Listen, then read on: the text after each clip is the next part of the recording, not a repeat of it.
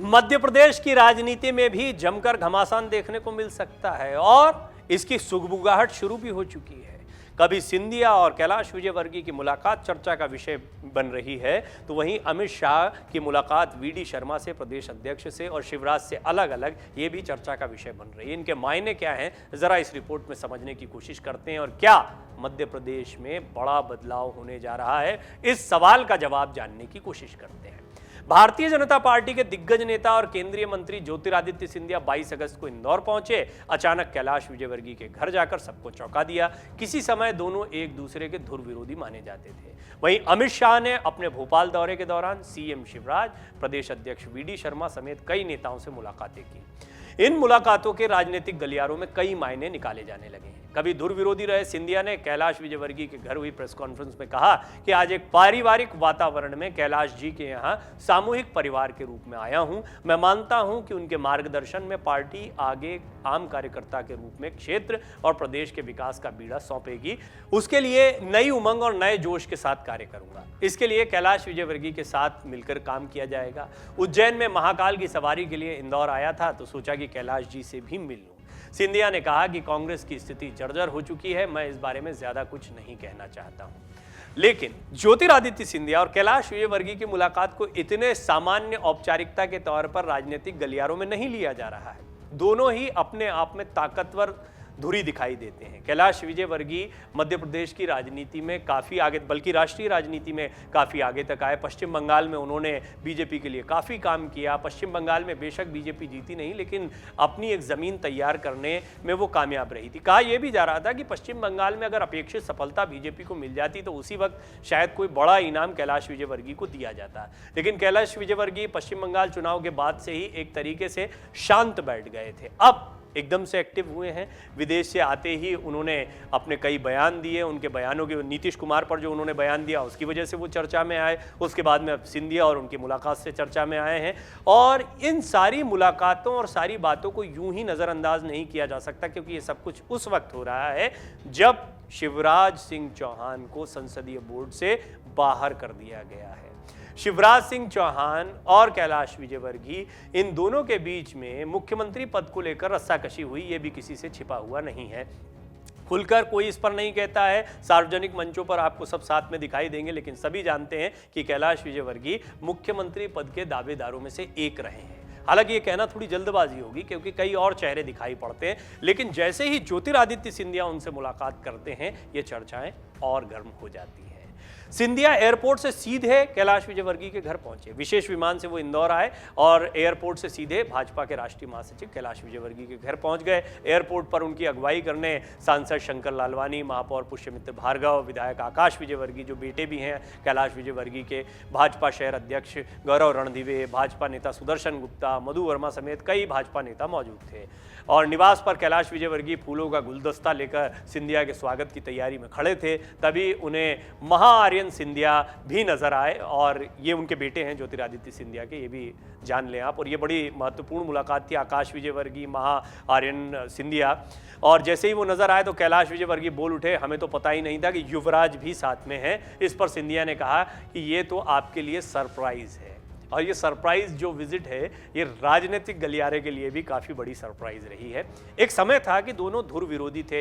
हालांकि ये पार्टीगत रिश्ते होते हैं, हमने कई रिपोर्ट्स में इस बारे में बात की है कि राजनीतिक विरोध अलग होता है, निजी संबंध अलग होते हैं। और निजी संबंधों और पार्टी के संबंधों के लिहाज से देखें तो अब दोनों लिहाज से विजयवर्गीय और ज्योतिरादित्य सिंधिया एक दूसरे के साथ खड़े हुए हैं। एक समय ऐसा था जब ये दोनों एक दूसरे के धुर विरोधी दिखाई देते थे बयानों में भी। सिंधिया और विजयवर्गीय की पुरानी अदावत उस दौरान शुरू हुई थी जब 2010 में एमपीसीए के चुनाव में दोनों 2 बार आमने सामने आए थे। उस समय इस चुनाव ने एक तरह से राजनीतिक रंग ले लिया था, खासकर विजयवर्गीय गुट ने। इसमें दोनों बार सिंधिया ने विजयवर्गीय को शिकस्त दी थी और उस समय पर यह राजनीतिक रस्साकशी देखने को मिलती थी। लेकिन कैलाश विजयवर्गीय अपने मैनेजमेंट के लिए जाने जाते हैं। वो अलग अलग राजनीतिक दलों में भी बेशक वो अपने बयानों के लिए भी जाने जाते हैं, लेकिन सबको साध कर चलने के लिए भी वो जाने जाते हैं।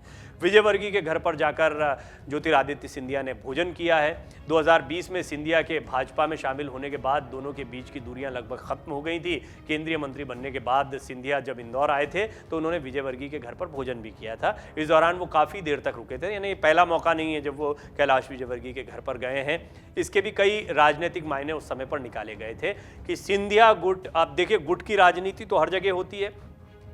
शिवराज सिंह अपनी राजनीति करते हैं, नरोत्तम मिश्रा अपनी राजनीति करते हैं, नरेंद्र सिंह तोमर अपनी राजनीति करते हैं, ऐसे कई ध्रुव बने हुए हैं और इन सब के बीच में कैलाश विजयवर्गीय को भी नहीं भूलना चाहिए, उनकी अपनी राजनीति है। इंदौर में, मध्य प्रदेश में और दिल्ली तक केंद्र की राजनीति में भी वो खासे सक्रिय दिखाई देते हैं। ज्योतिरादित्य सिंधिया कांग्रेस में जब थे तब भी उनका अपना गुट था। हम देखते थे कि कमलनाथ, दिग्विजय, सिंधिया, 3 गुटों में कांग्रेस बटी हुई थी। वहीं ये सिंधिया वाला पूरा गुट जैसे ही बीजेपी के साथ में आया, सत्ता परिवर्तन हो गया, यानी बीजेपी की जो सरकार बनी, इस वक्त जो सरकार चल रही उसका श्रेय तो कम से कम ज्योतिरादित्य सिंधिया को दिया जाता है, क्योंकि पिछले चुनाव में शिवराज सिंह चौहान के चेहरे पर वोट नहीं पड़े थे, उतने नहीं पड़े थे कि बीजेपी अपनी सरकार बना पाती। कुल मिला के अब ये बात तो समझ में आती है कि ज्योतिरादित्य सिंधिया एक मजबूत गुट बन चुके हैं बीजेपी में और कैलाश विजयवर्गीय पहले से ही बीजेपी की राजनीति जो मध्य प्रदेश में चलती है उसका मजबूत धड़ा है। ये दोनों धड़े साथ में दिखाई देते हैं तो इसके सियासी मायने क्यों ना निकाले जाएं। सिंधिया की इंदौर में स्वागत रैली भी हुई है यहाँ पर और इस दौरान इंदौर पहुंचने पर एयरपोर्ट पर ही विजयवर्गीय ने भीड़ के बीच पहुंचकर उन्हें बुके भेंट कर शुभकामनाएं दी थी। एक ऐसा भी समय था, इसी दिन विधानसभा 2 में उनका सबसे जोरदार स्वागत किया गया था। पिछले साल एमपीसीए के एक कार्यक्रम में दोनों मिले और जमकर ठहाके भी लगाए थे। इस दौरान वो काफी समय तक साथ साथ भी रहे थे। हाल ही में मध्य प्रदेश में निकाय चुनाव भी हुए हैं और इन निकाय चुनाव में भी इंदौर में और अन्य जगहों पर बीजेपी के पार्षदों को अच्छी खासी जीत मिली है। तो जीते हुए पार्षदों को सिंधिया ने यहाँ पर बधाई दी। केंद्रीय मंत्री ज्योतिरादित्य सिंधिया ने उज्जैन में शाही सवारी के बाद इंदौर के बीजेपी के नेताओं और निगम पार्षदों समेत जनपद और पंचायत के जीते जनप्रतिनिधियों से होटल में मुलाकात भी की और उनको बधाइयां दी। अब अमित शाह का भोपाल दौरा, इसको भी नहीं भूलना चाहिए। उन्होंने हालांकि सीएम शिवराज सिंह चौहान की तारीफ की है। सबसे पहले तारीफ के बारे में जान लीजिए। शिवराज सिंह चौहान के संसदीय बोर्ड से बाहर होने के बाद केंद्रीय गृह मंत्री अमित शाह भोपाल के दौरे पर थे। मध्य क्षेत्रीय परिषद की बैठक में शामिल होने आए गृह मंत्री अमित शाह ने प्रदेश के टॉप लीडर्स के साथ 1-to-1 मीटिंग की। साथ ही उन्होंने सीएम शिवराज सिंह चौहान की खुलकर सराहना की। उन्होंने कहा कि सिमी जैसे आतंकी संगठन को मध्य प्रदेश की धरती से शिवराज सिंह चौहान ने उखाड़ फेंका है। नक्सलवाद माफिया के विरुद्ध कड़ी कार्रवाई करने में बिल्कुल भी कोताही नहीं बरती है। वहीं लगातार 2 डिजिट में कृषि के क्षेत्र में जीडीपी का होना चौहान के परिश्रम की पराकाष्ठा को दर्शाता है।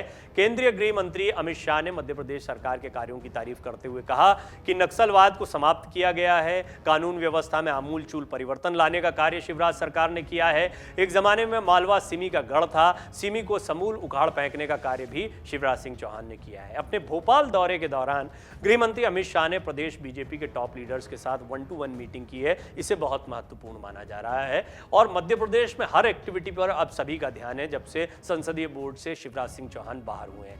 दरअसल प्रदेश अध्यक्ष वीडी शर्मा के साथ लगभग आधे घंटे तक उन्होंने मीटिंग की है।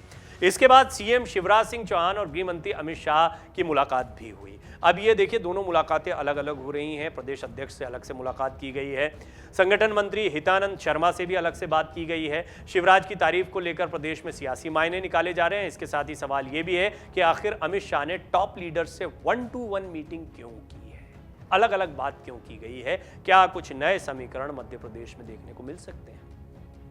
नगरीय निकाय और पंचायतों के चुनाव में 7 मंत्रियों के प्रभार वाले जिलों में भाजपा हारी है। देखिए, ये एक बहुत महत्वपूर्ण वजह है कि जिसके बाद में आपको बीजेपी के बड़े परिवर्तन देखने को मिल सकते हैं मध्य प्रदेश में। हमने आपको एक रिपोर्ट भी दिखाई थी कि निकाय चुनाव में बीजेपी को कामयाबी मिली है, लेकिन 7 ऐसे मंत्री रहे जिनके प्रभार वाले जिलों में हार मिली। इसके बाद में इनके क्या प्रभार बदले जा सकते हैं और क्या ये एक बड़ी वजह है कि शिवराज के कद को कम किया गया है? इस संभावना से इनकार नहीं किया जा सकता। दरअसल नगरीय निकाय और पंचायतों के चुनाव के नतीजों के बाद सभी जिलों से हार जीत का गणित और फीडबैक भी भाजपा में सत्ता और संगठन के पास पहुंचा। 7 मंत्रियों की जानकारी प्रारंभिक तौर पर आई, जहां भाजपा या तो महापौर का चुनाव हारी या पालिका अध्यक्ष का। अब इस रिपोर्ट पर क्षेत्रीय संगठन महामंत्री अजय जामवाल के साथ चर्चा भी हुई। इस दौरान मुख्यमंत्री शिवराज सिंह चौहान, प्रदेश अध्यक्ष वीडी शर्मा, मध्य प्रदेश संगठन महामंत्री हितानंद भी रहेंगे। पार्टी सूत्रों का कहना है कि पालिका अध्यक्ष, परिषद अध्यक्ष और नगर निगम में परिषद के निर्वाचन के साथ जिला पंचायत अध्यक्ष और जनपद अध्यक्ष के चुनाव के लिए भोपाल से भेजी गई टीम ने ये रिपोर्ट लौटने के बाद भाजपा में सत्ता और संगठन को दी है। मुख्यमंत्री के पास भी लिखित में शिकायतें आई हैं। कौन है जिम्मेदार? रिपोर्ट में क्या सब कहा गया वो भी जरा आपको बता देते हैं। निर्वाचन के बाद लौटी टीम ने बताया कि चुनाव के दौरान प्रभारी मंत्रियों ने जिलों में कितने दिन काम किया, कितने दिन वो आए, कार्यकर्ताओं के साथ कितनी बैठकें की, बड़े नेताओं से मिले या नहीं मिले, कार्यकर्ताओं से लेकर बूथ तक कैसे समन्वय किया, इन्होंने ठीक से काम किया नहीं किया, प्रत्याशी के साथ कितने दिन दौरे किए, निर्वाचन के समय अधिकृत उम्मीदवारों की मदद की या नहीं की, इन सारे बिंदुओं को सिलसिलेवार तरीके से लिखा गया है। इनकी रिपोर्ट आशा के मुताबिक परिणाम नहीं ला पाई तो बदले जा सकते हैं इनके प्रभार। कौन कौन से ऐसे मंत्री हैं जरा आपको बता देते हैं। उच्च शिक्षा मंत्री हैं मोहन यादव, कृषि और किसान कल्याण मंत्री हैं कमल पटेल, खनिज मंत्री हैं ब्रजेंद्र प्रताप सिंह, जल संसाधन मंत्री हैं तुलसी सिलावट, ऊर्जा मंत्री हैं प्रद्युम्न सिंह तोमर और चिकित्सा शिक्षा मंत्री हैं विश्वास सारंग, राजस्व मंत्री हैं गोविंद सिंह राजपूत, बीज निगम अध्यक्ष हैं मुन्ना लाल गोयल। तो ये कुछ मंत्री हैं जो सवालों के घेरे में आ सकते हैं। बहरहाल ये तो एक अलग प्रोसेस चल रही है कि निकाय चुनाव में क्या परिणाम आए हैं।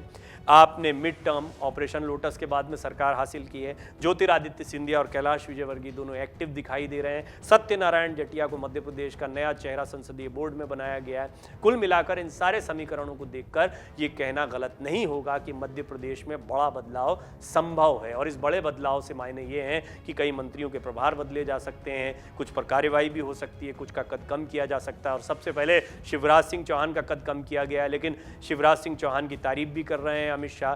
वो एक बड़े और मंझे हुए नेता भी माने जाते हैं। तो देखना होगा कि इस लड़ाई में शिवराज विरोधी जो खेमा बीजेपी में एक्टिव है उसको कितनी बड़ी कामयाबी मिलती है।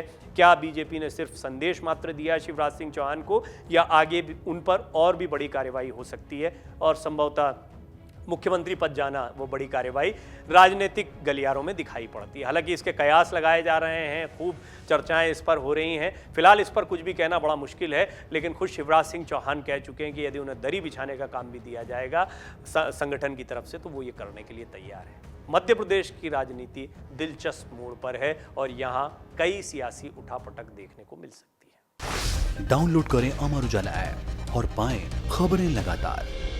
अगर आप ये वीडियो YouTube पर देख रहे हैं तो हमारे चैनल को सब्सक्राइब करें और बेल आइकन को दबाना ना भूलें। अगर आप Facebook पर ये वीडियो देख रहे हैं तो हमारे पेज को लाइक करें।